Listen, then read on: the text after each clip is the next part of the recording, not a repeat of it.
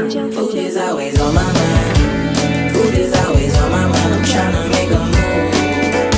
Baby, save a plate for me. Save a plate for me. Better play with your food. Baby, save a plate for me.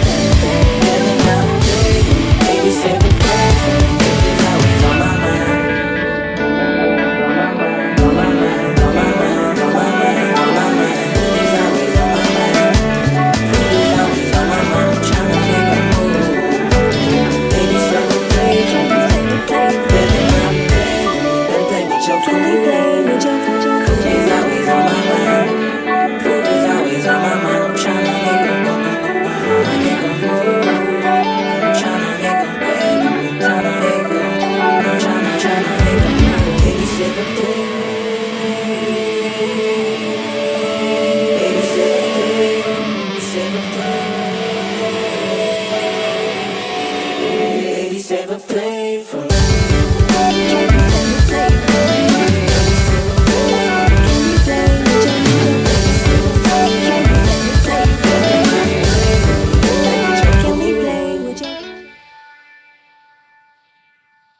Hey, I'm TJ Hughes, and for the past few years, a couple friends and I, we've been cooking up this fun, absurd, and charmingly unusual food art experience called NOUR, Play With Your Food. And as you just saw, it's launching soon on PlayStation 5, PlayStation 4, Steam, and Epic Games Store on PC and Mac.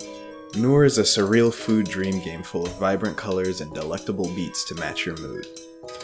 Have you ever wanted to telekinesis your ramen into a ball, then toss it across the dinner table? No? Well, welcome to a brand new set of goals you never knew you had. Since I first announced NOUR, my team and I have been building a rich world full of sound and color. NOUR elevates playing with your food from a childhood faux pas to high art. We've been hard at work creating wild, immersive scenarios to stimulate your creativity and indulge your senses. You know what they say, a good chef keeps their tools sharp, a great chef casts a spell on the entire dish. Slice, squish, season, char, and paint your food using NOUR's tools to prepare or impair your ingredients, and then crank up the ambiance by weaving a spell. And watch out for... who's this? There's many Easter eggs and deeper mechanics to discover. Since we first announced NOUR, we've created even more opportunities for play, especially with the PS5 DualSense controller, which gives you refined haptic feedback and lets you actually sing to your noodles. For real, this is so cool. Like, shout out to my team for coming up with this one. There's something so satisfying about being able to endlessly fling pancakes or rain sprinkles down onto a bathtub full of ice cream. After putting so much time and care into this game, I'm so excited to announce that NOUR is coming out on September 12th, 2023. I really hope that you love it and that you have a super chill time playing and exploring these various moods of food, color, motion, texture, and sound. NOUR is finally ready to serve up, piping hot, next month. That's so soon. That game looks wild. And delicious. Hey folks, I'm Nick. And I'm Melissa. Thank you for joining us today. We are the games publishing team here at Panic, which you might not even know about. Technically, Panic is older than Google, but for the longest time, we've only made Mac software. Somewhere along the way, we fell into games. We published Firewatch from Camposanto. We published Untitled Goose Game from House. We even made Playdate. Since then, we've been a bit quiet on the publishing front, but now we're ready to show you some of the new games we've got in the works and introduce some of the amazing developers that are making them. We've got a ton of things to show you. Panic likes publishing games that are beautiful, funny, evocative, things that might catch your eye whether you play games or not. So let's go. Let's check out some games. Let's do it. This first game is something new that you might have gotten a sneak peek at during Gamescom's opening night live. Check it out. Come on down, Joe. What do you... Peas. Not quite peas, not quite beans, but something special in between. Give your wife the best. Give her Big Ron's big pies.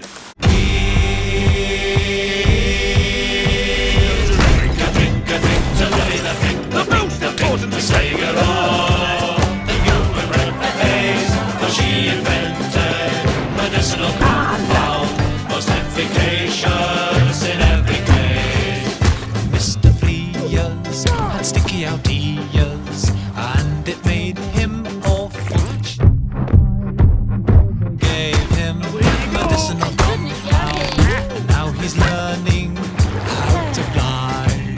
I've got you a meeting, the Lord Mayor, today. They need what we're selling. Get paid.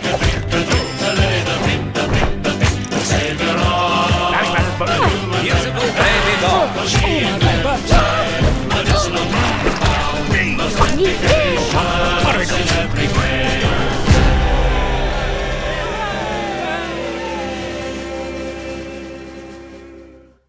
Oh, you again? When am I going to see the back of you, you wee melon head?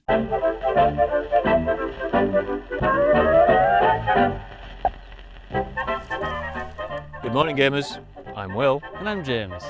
And we're Cold supper. from Yorkshire, which is where you'll be going in our new game. Thank goodness you're here. So what kind of game is it? Is it like Tetris or Dripping? That's a good question, James. Thank Goodness You're Here is an action comedy experience where you play as a salesman stranded in a strange northern English town. The townsfolk have lots of funny jobs for you to do, and there's some twists and turns along the way. But how did you make it? On the computer. But where did you make it? On the computer. But why did you make it? Hey, that must have been a lot of fun to make, eh, boys? That's a good question, James. No. Thank Goodness You're Here comes to computers and consoles in 2024. We look forward to seeing you then. Good night, gamers. That beautiful hand-drawn animation, I can't get over it. Amazing. What are you even doing in that game? Well, you know, you're slapping things, you're milking things, you're going down chimneys, exploring a world, laughing a lot. It's the world's first comedy slapformer from Cole Supper, launching next year. And now for something that is equally magical, but in a totally different way. We announced Despelote a few months ago, this really amazing first-person soccer adventure with a really unique visual style that's about growing up in Ecuador. But we wanted to take you behind the scenes a little bit, talk about what inspired it, and show you how it actually plays, courtesy of the developers. So take it away, fellas. Despelote is sort of a play on words. Pelota means ball, and despelote is sort of a saying people have that's like, esto es un despelote, that means like this is a mess. And like you play as a kid kicking a ball around and causing a mess and like being mischievous around this park. Hola, me llamo Julián y soy el programador y diseñador de Despelote. Hola, mi nombre es Sebastián Balbuena y estoy a cargo del arte en Despelote. Se incluye la animación 2D, modelado 3D y también la música. Despelote is a game about the culture of soccer. From the perspective of a kid growing up in Ecuador in the early 2000s. It's a slice-of-life adventure game set in Quito, Ecuador, in 2001, when Ecuador was really close to qualifying to the World Cup for the first time. So Ecuador had a major economic crisis in 1999. It was a very troubled and difficult time, but also a time of hope for a lot of people here. And it was, I think, a very important moment in Ecuador's recent history that doesn't get talked about as much, because I think the soccer team had a really big impact in the whole country. Like it definitely went past the boundaries of the sport, and it gave the country a lot of hope. And you see this through the eyes of an 8-year-old kid who is just kicking a ball around with his friends in the park. Despelote is a first-person game. It focuses a lot on exploration and doing mischief and having fun. And it talks about memory and childhood. I grew up playing a lot of soccer, and it was always a big part of my life, I think. In Ecuador and Latin America, it's just a big part of life. You can't avoid it. I always really liked it, and then I came to the US, I came to New York, and because it's not as big culturally, I sort of took a step back from it. Then a few years later, I started thinking, like, what was the role soccer had in my life? And I was just, like, interested in trying to understand what soccer had meant to me. And I was like, okay, I'm going to make a game to try to answer that question. So you're kicking a ball around, you play as a kid, and this ball is very physical. It's reacting to you, but you're never playing a full soccer match. It's more like you're exploring this park and playing with your friends and being mischievous. And then the park is full of all of these characters that are just going about their day in the park. Like some people are having picnics, there are people walking their dogs, and you can sort of interact with everybody through the soccer ball. They're all having their own conversations, and the idea is that as you're kicking a ball around, you're sort of absorbing everything that's around you. The story sort of follows every match in the qualifying process for the World Cup that Ecuador was playing. Like that's happening in the background, and there is some like loose narrative elements that are inspired by my own life. And the parents are played by my own parents, so you have moments with them. Ian, the sound designer, came with me to Ecuador, and we talked with all my friends and family, and we presented these situations for them and then let them improvise. We really wanted to create this sense of space. I felt like the best way to do that was not to just write all these conversations, but talk to people, friends and family who remember this time and see what they could bring in from their memories.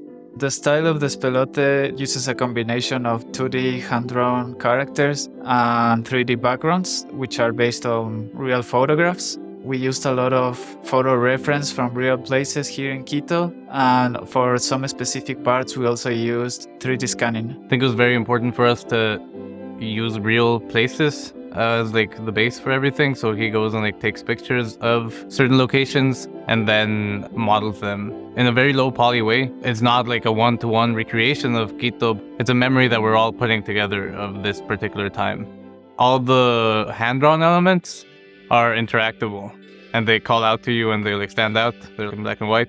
And then the background is this fuzzy memory that we've been sort of putting together. And that's sort of what we're going through with this grainy aesthetic. I think the game does a good job of showing this contrast between the world of a child and also the world of adults and all the problems and complexities that come with it. So this contrast of techniques and art styles really helps us to show that. In the game, it's been really important to explore this idea of childhood. There's part of it where you're really understanding what the limits of the world are. And I think through kicking a ball around, sometimes it's really fun and you're playing with people and all the other kids are really excited and you're passing the ball back and forth and that's really fun. But then you kick it at this old guy who doesn't want to play and has no interest in soccer, and then he gets really mad at you. And you're sort of exploring those boundaries of what is okay to do. And I think that boundary is also clear in there's all this stuff sort of happening around you and all these people are having these conversations. You never fully hear the whole conversation, you're just hearing part of it, and it's about subjects that feel bigger than what you can understand in the moment. The game tries to capture this feeling of being a kid and living in the world. Hopefully players will be able to feel transported into this moment in time and this specific space that is Quito in 2001. I hope that they leave Despelote with the sense of having experienced a unique story that is not told very often, and also that they have fun and they feel something with the game. We knew Despelote was something special from the first moments we played it, and it's coming together beautifully. Really happy for that team. It was part of the Tribeca Interactive Show this summer. Really well deserved. As an archery enthusiast, I was delighted when I saw this next game for the first time. And now we finally get to introduce the team, and show you all the very first trailer for Arco.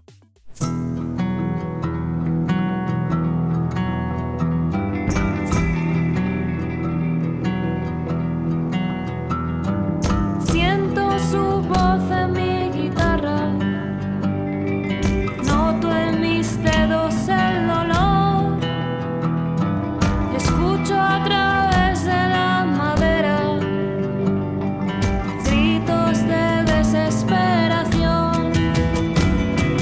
Dime quién era tu Dios por ti, dime qué querrás tú de mí. Cuando no quede más que arena y alquitrán, no habrá más, hay que respirar. No habrá más, hay que respirar.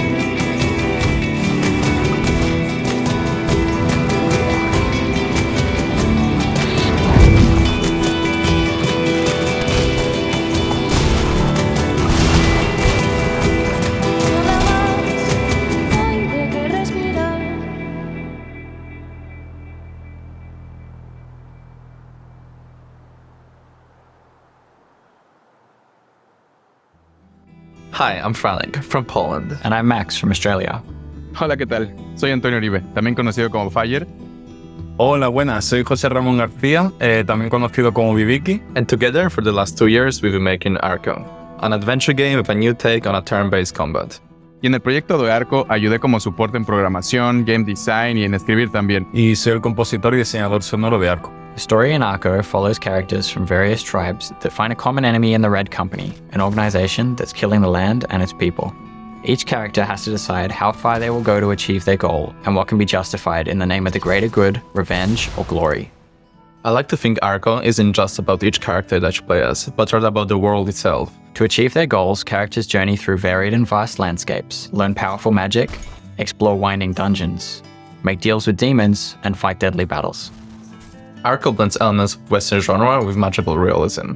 You'll be presented with choices throughout the game, for which there isn't always a clear answer. This feeds into Arco's guild system, which represents the decline in characters' mental and emotional well-being as their quest presses them to make choices in different shades of grey. If you need an important item from someone, for example, you can choose to do something they ask of you, or you can simply choose to kill them and take it. Those choices will come back to haunt you though, as guilt manifests as angry spirits during combat. The combat system offers a twist on a turn-based tactics. You can see the enemy's expected moves and plan all your actions accordingly. Everything then resolves in real time. This means that you get some breathing room, even in messy combat situations. Each party member and enemy has different abilities, so there are strengths and weaknesses to play to and exploit. I love where we're at with how the game looks and sounds. Jose poured his heart and soul into this soundtrack. It's more extensive than for any other title I've worked on. It's like 90% of the file size at this point. Yeah, the amount of quality music is actually insane. It gave me additional motivation to keep the art quality up to par. The pixel art has also been a huge undertaking. Every location is its own canvas. Every encounter is its own canvas. All painstakingly detailed by Frank. Sometimes a bit too detailed. That said, developing the visual side of Arco was extremely fun. Designing the architecture for each nation, thinking about the various flora growing in each biome, animals inhabiting the world, or any other little details, was a blast to work with, and hopefully that translates to your experience when you play it. Arco will be available on PC early next year. Please wishlist it on Steam and keep an eye on our social channels for news and updates. Espero lo disfruten. Thanks heaps for checking it out. Ciao. I really love that we have a lot of variety in this lineup. Yeah, and it's such a cool twist on the classic Western genre, making it about vengeance against colonialism. Pixel art just mwah. And it'll be out next year too. 2024 is going to be busy. Really busy, but life is short, so let's publish a bunch of weird video games while we can. Speaking of life being short, you may have seen this next game before, but we're really psyched to come on board as the publisher. Yeah, let's see a brand new trailer for Time Flies.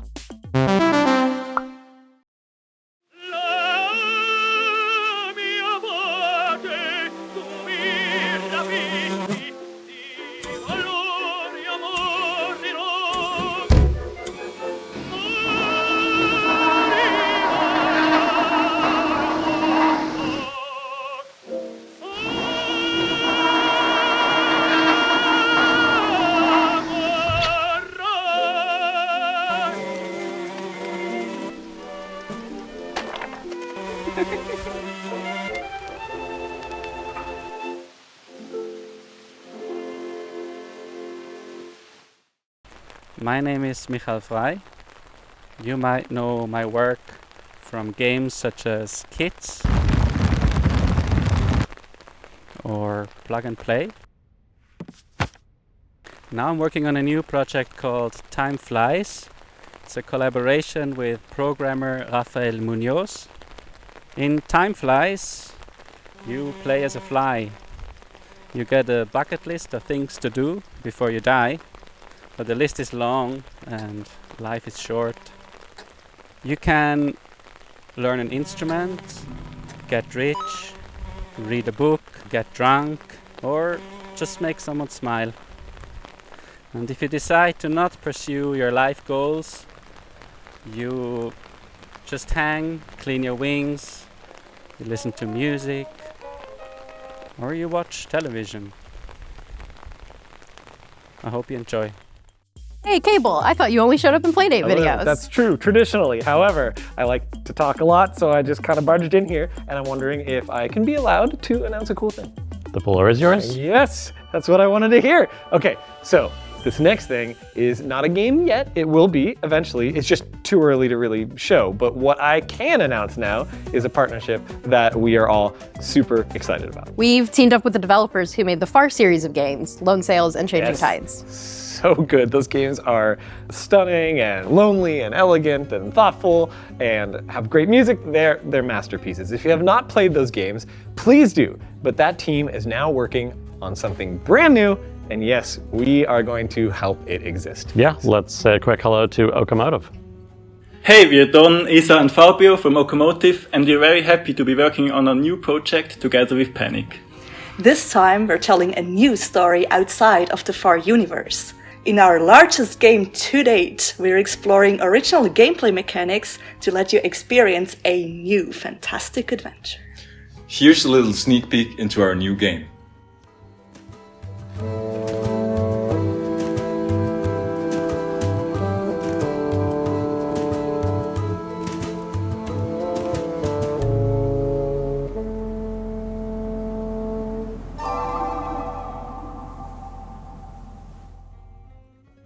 A world full of wonder and adventure. Everybody on the team is having a lot of fun working on the project, and we can't wait to show you more. Didn't you say we weren't going to show again? We did not show it. That was just a teaser. No, don't worry about it. So we will have a lot more to show on that partnership in the future. So that's it, right? That's all the things? Yes. That is it, Alyssa. That is it. You sure? No, I am not. I'm lying for dramatic effect. There is, in fact, one more thing. Hello, we're House. You might remember us from when we made a game about a goose a few years ago. We're just here today to say that we're working with Panic again on a new game. It's something totally new, totally different. We hope you like it. Doesn't have a name yet, but I reckon we'll figure that out. That'll be fine. Yeah, that's all from us. See you later. Bye. Thank you, House. We are so thrilled and frankly honored to be working with you again on your next thing. And man, that thing is basically... Let's call it No, there. I'm trying to say what it is, That's plenty man. for today. We've announced a lot of things. Frustrating. Anyways, it is going to be super special, so stay tuned for more information. Thanks so much to all of our developers, and thanks to you all for watching today. We'll see you next time. Yep, see you next time. Are you going to PAX West in early September? Stop by our new Panic booth, say hello, and be one of the first people on the planet to play some of the games you just saw. Booth 1917 in the brand new Summit building. See you there. And do you want to be the first to know about new Panic games, sales, and secret things? Don't rely on questionable, unstable social media. Sign up for the Panic video games mailing list at elist.panic.com, and we'll send you email the moment there's something important. Join the club!